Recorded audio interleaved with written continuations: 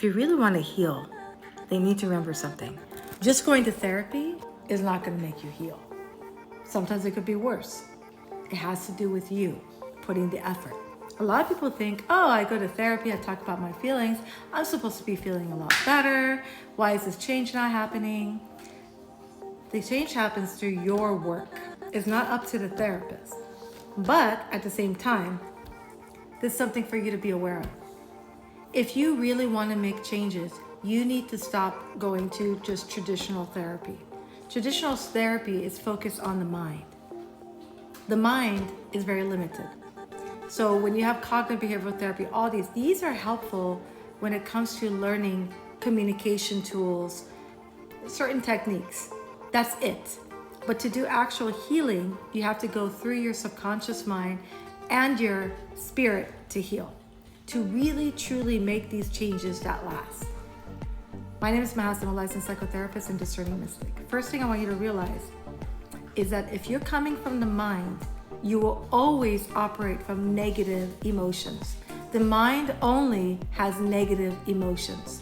There is no positivity when it comes to the mind. Just, why don't you test it out? Why don't you just let your mind go on its own? Why don't you just look at your loving dog and be like, oh, what a cute dog. And then after a while, you're gonna have all these weird images of something happening to your dog, of you hurting your dog. These kind of things happen when you let your mind go crazy. The mind is negative. So if you choose to, which a lot of people like try to fight it, like when I will point out to people when they're being negative, and that's when they're in the mind, and they try to give me reasons why. I said straight off, that's negative. You are giving me reasons why. You're not coming from your spirit, therefore it's negative. Because listen, even someone says, I am not being negative, I'm being realistic. I'm letting my child know that she cannot succeed in this area. She can't do it with all the work she's doing. That's just being realistic. I'm like, yeah, but you're coming from fear. Who says she can't succeed? If you come from your spirit, the energy is different. Because you're coming from fear, it comes off as criticism. It makes her feel stagnant. But instead you could say, you know what? You have so many wonderful abilities. Let's figure out a way that you can really hone in on that. Rather than, you can't really do it the way you're going. But see, when you're coming from the mind, that's the way the mind is with you. So there's two ways to go towards a goal. One is going away from what you don't want, and one going towards what you want. When you go from the mind, you're coming from the ego, which is fear-oriented, okay? You have to, it's like you use force. You have to get energy. Because as I mentioned before, the ego is our narcissistic core. It's in survival mode. So it doesn't really have energy. It has to be afraid or angry or something.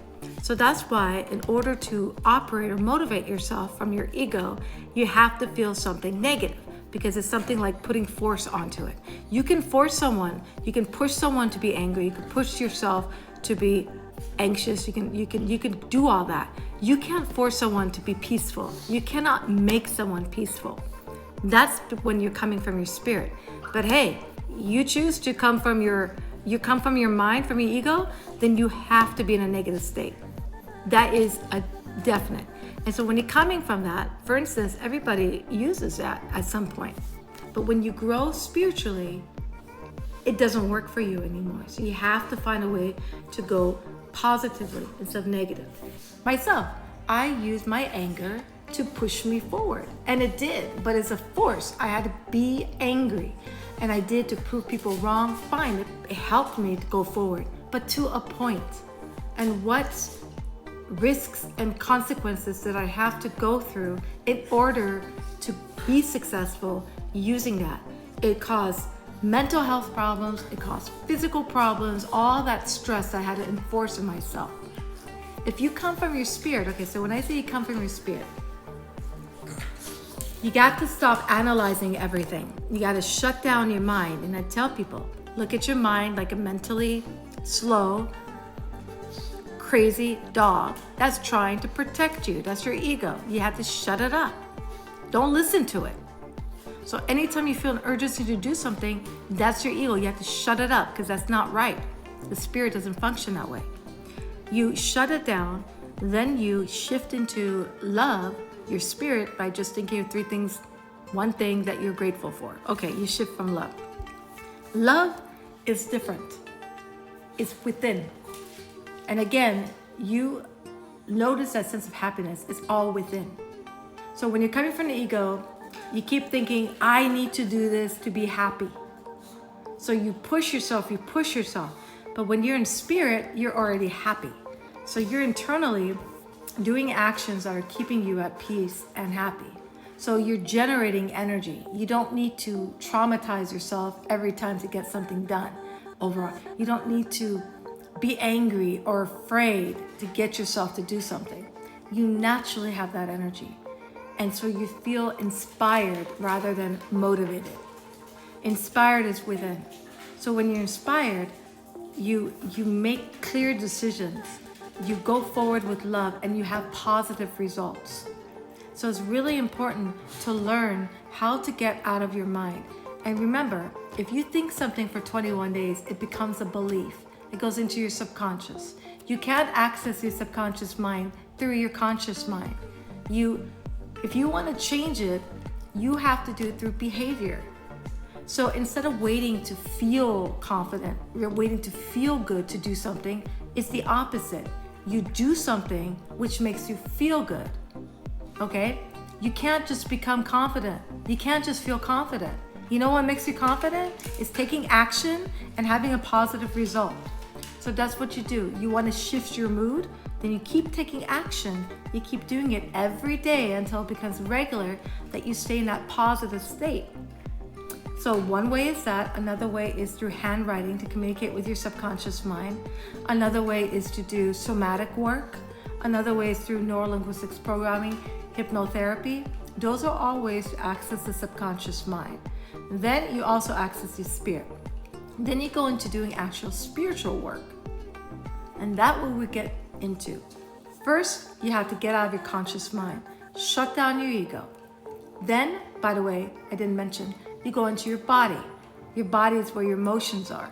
You start learning the difference between your mind, your mind, your thinking, your feelings, and your intuition.